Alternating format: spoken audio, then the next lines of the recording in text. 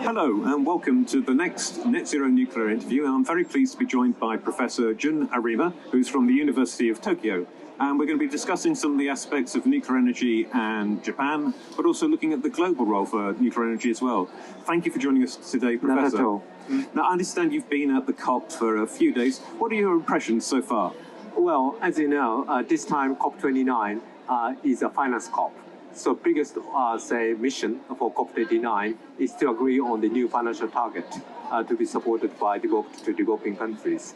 But I'm a former negotiator of this process, so I know this process so well. And judging from my personal experience, I cannot be optimistic about the outcome of this COP29 because the position of developed and developing countries in terms of financial transfer are very far divided. So I do not foresee any, optimistic prospect for agreeing on by the end of this COP. Oh, well, that's somewhat concerning, but let's hope that we're surprised by a better outcome in the end. Let's hope so. Let's hope so. But let's look now at Japan. And can I put the question to you? What do you think the role of nuclear energy is in Japan for meeting its climate targets and objectives, but more broadly for its energy policy? Okay. And as you know, after Fukushima nuclear accident, not surprisingly, there was a so-called nuclear phobia in Japan. So in the fourth basic energy plan, which is agreed in 2015, there was a phrase to reduce the dependence on nuclear as much as possible.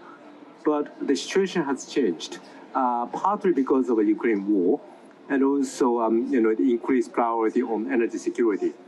And it is a growing recognition that, yes, we are promoting renewable, but renewable is not alone. Renewable itself cannot be sufficient for simultaneously pursuing energy security and climate mitigation.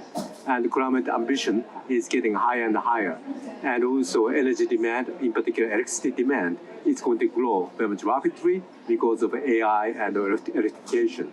So therefore, in order to simultaneously pursue energy security and climate mitigation, the role of nuclear is being reviewed in Japan. So we are now in the process of developing seventh basic energy plan. I strongly hope that there will be a positive wording on nuclear. So not only promoting restarting nuclear, but also construction and replacement of the new nuclear reactors. Okay, interesting, and some views of positivity there for that, which is good to hear. But what about nuclear's role more globally, looking beyond Japan? How do you see that? Yeah, as we have witnessed last year, there was a declaration by 25 countries to triple the nuclear facilities between now and 2050, and 6 more countries joined in that declaration. And last year, there was, for the first time, the positive reference to nuclear was included in the global stocktake decision text. So it is remarkable, looking at the past COP history, because COP is very much influenced by civil society, which are not necessarily favorable to nuclear. So therefore, any discussion about nuclear tends to be very much, the negative in COP. But for the first time, there was a positive light was shed on nuclear. So I think that is, the remarkable change from the past. And I hope that situation will continue. And that must be reflecting the increasing, again, the priority on energy security and ever-growing climate ambition.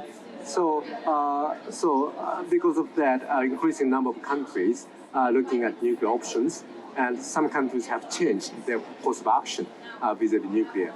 So I very much hope that current Japanese government, we have got a new prime minister, and new prime minister will also understand that situation. And the nuclear was very much positively, placed in Japanese strategy, green, a GX strategy by former Prime Minister Kishida. So I very much hope that current Prime Minister Ishiba will also maintain that positive posture towards nuclear. Well, yeah, we can hope so too. I have to say here at the Net Zero Nuclear Pavilion, I think we found that civil society's views in general have been shifting more positively as well. So we've had people coming up to the stand, genuinely interested in nuclear energy, wanting to know more, but seeing its role in climate change mitigation. you touched on the policy there in Japan and the recent change in government, in Prime Minister. What do you think about the role of governments more broadly and policy more broadly to helping get this tripling goal that they've set to be a reality? First of all, nuclear is a large-scale investment, so it is too risky for private industry to invest in such a huge investment. So therefore, government might prepare some sort of enabling environment for such a large-scale investment. We did for renewables, and nuclear is also a contributing factor for zero carbon society. So therefore, why not? We can consider some sort of policy incentives, like the regulated asset base, which is included in UK. Similar policy measures could be also envisaged in Japan. Very good. Thank you very much. Thank you very much, Professor, for joining us today. Thank you. My pleasure. Stay tuned for more interviews from Net Zero Nuclear.